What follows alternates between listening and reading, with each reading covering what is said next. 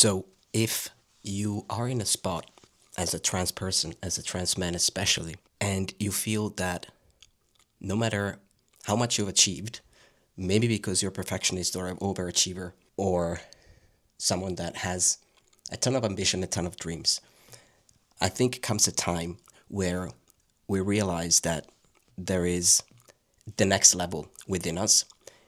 And it seems like we can either picture it and visualize it, but then feel pulled back because we don't know how to get there. Or something else that I see happening with some of my clients, it's so fuzzy because we haven't been cultivating the way of dreaming and having bigger dreams, because that is actually a skill. And because we've lived in survival mode through transition, maybe, or in general in our lives, it has become a difficult practice for us. So I see many clients having difficulties dreaming big or even knowing what they actually need or knowing what they truly want. And I think this is something that we need to train in ourselves. As I can talk personally, this is not something that just comes natural. I had to work on how do I actually understand what do I need and what do I truly want? What is my wants and my needs versus what society told me it has to be this way, or what other people's expectations are, or even what the trans community has for as expectations for me and my personal life. So one thing that I learned to embrace and understand and discover and work a lot on is our inner world, our emotions, and our self image, and the mindset that we carry with ourselves every day, 24/7. And it's this kind of identity that we bring with us is made of our past, of how we see ourselves, and our beliefs and values, what we even see possible, and the mindset that we enter everything.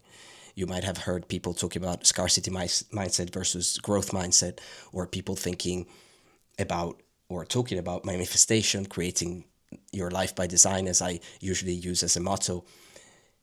And this is nothing but the understanding that creating what you want and seeing your life develop, whether it's in personal relationship, business, or career, your own body and your health, your physique, etc. Any achievement that you want to experience, not only reach, but just experience more of in your life, comes down to your inner world, how you see yourself, what you see is possible, and the inner work that you're willing to do to sometimes dismantle or kind of take away the layers of protection and false beliefs and expectations that you build through the years. So, one way that I wanted to help you uncover parts of that, to start doing this work on your own before you even go into more therapy or adding more to your plate, thinking that the next workout or the next diet or the next promotion or the next degree is going to help you figure it all out and make you feel whole, is understanding what your core operating system is. So I define the operating system as this identity within that is made of all the things that you believe and you've come to experience, you've lived, etc. To uncover this subconscious part of your brain, which is not making yourself only see your flaws, but truly just understanding why, if I want something, I tend to then go into self sabotage. Why, if even if I have the vision, I have the drive, I want the thing, why am I not seeing it? Why do I see myself as lazy or set up like procrastination patterns or self-sabotaging patterns, or I just pull away, or I go into introversion or isolation or overwhelm or stress or burnout? That is not happening by accident. That is not just because you are lazy or a fuck up, basically. This is your core operating system, is the identity you've been living and creating daily for years, right? And there are 10 questions that I wrote down that should make it easier for you to kind of understand where the operating system is coming from, and also how you can start looking at it and shifting. The first rule for every kind of change is to understand that there is a need for awareness in order to change the thing. Many people think they need to change something, but they're not clear on what is they need to change. And I see a lot of people focusing on different problems that they think they need to solve instead of spending time and getting aware and going into the deeper work, which does not mean it's longer. It's just deeper, it's different questions that probably you're not used to hear as much to get you more in contact with the core issues, with the root cause of all these problems that you see happening in your life that are in reality just symptoms. They're not problems, right? As I say often, you don't have 100 problems. You probably have two or three bigger problems, bigger things you need to heal or understand or put work on in order for those 100 problems to just dissipate, disappear, dissolve, because they were never the root cause, they were just symptoms. But a lot of people do a lot of work in different areas. They go to the personal trainer for the workout, they go to the therapist for the stress issues, they go to the couple therapy for relationship issues, they go to the doctor for some physical things, they go to a nutritionist for their diet. They go to all different people, and nobody ever sees you as a whole because all of these things are just connected. There is one core identity that is living through you and with you, and basically coordinating 95% of your life from your subconscious. So the first rule is we need to understand what's lying beyond and behind in the subconscious mind. So the core operating system is that subconscious part of you that needs awareness, that needs acknowledgement, that needs to be seen, held, loved, and it needs to feel safe, it needs to be understood. And this only comes with first seeing it, like truly becoming aware of it, not at a superficial level, but through a radical responsibility of how I show up is going to impact how I feel, is going to impact how other people see me, and it's going to impact, therefore, my relationships and my work and my quote unquote success, whatever that means to you, and my life. So, these questions, I have 10 questions here for you. And we're going to comment briefly on that. But the thing I want you to do is if you want this, just comment down below the word COS, core operating system, and I'm gonna send you a message, or you can go follow me on Instagram and DM me there, and you'll get it as well. So you can do this work on your own at your own pace, and hopefully it's gonna bring some depth and some understanding and some compassion, but also some clarity and so also some moving forward, some momentum to this year for you. So number one is when no one is watching and there's nothing you have to do, what do you naturally gravitate toward, and what feeling does it give you? This is a profound question because it's probably also going to bring up some moments or examples in your head where you see that there's going to be fewer and fewer moments where you truly are on your own, having nothing to do.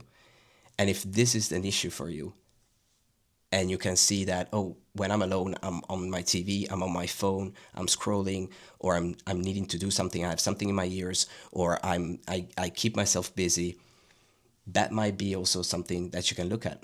That could be part of the question, part of the answer to this question, and part of the answer to what your operating system is and what your needs are, and how to understand what you need probably is there as well.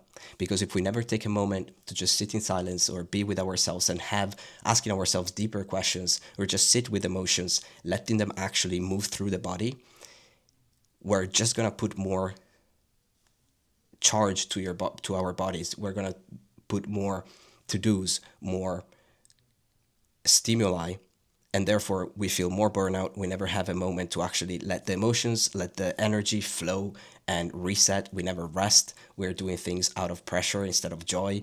We're never having moments to truly rest, which is not just sleeping, but it's also doing things we're passionate about, but connect us with humans, with our own self, with, again, joy, euphoria, etc. And they're not just to be productive. They're not just to create and build and do to get validation or to feel like you're a valid member of society. So what do you naturally gravitate toward, and what feelings does it give you?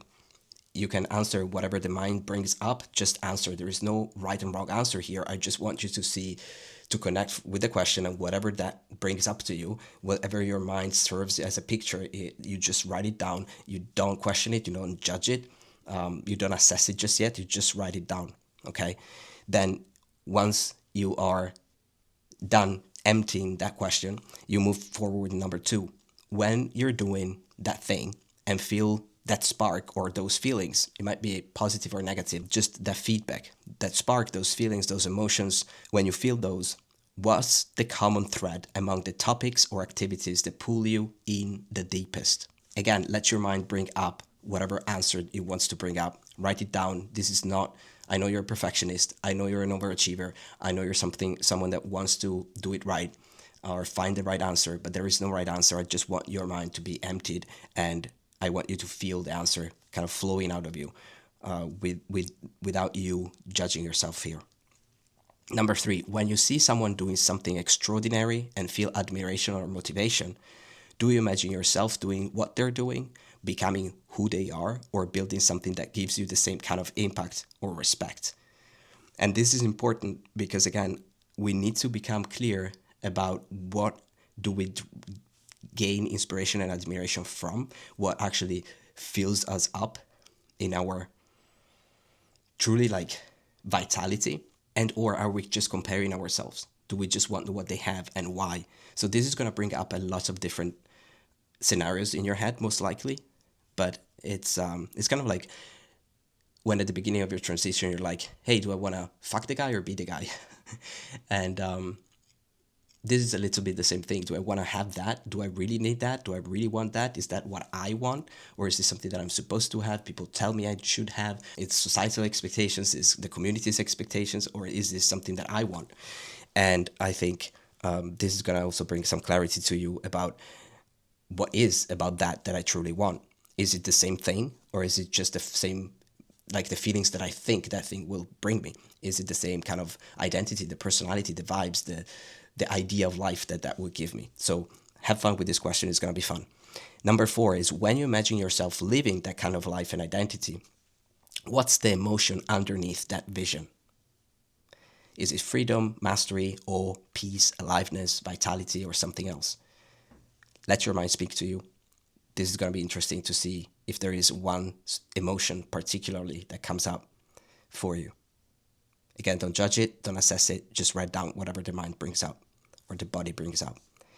Number five, when you think about those feelings, calm, connection, being seen, being loved, whatever that has brought to you, it could be something completely different. What's the deeper reason they matter to you?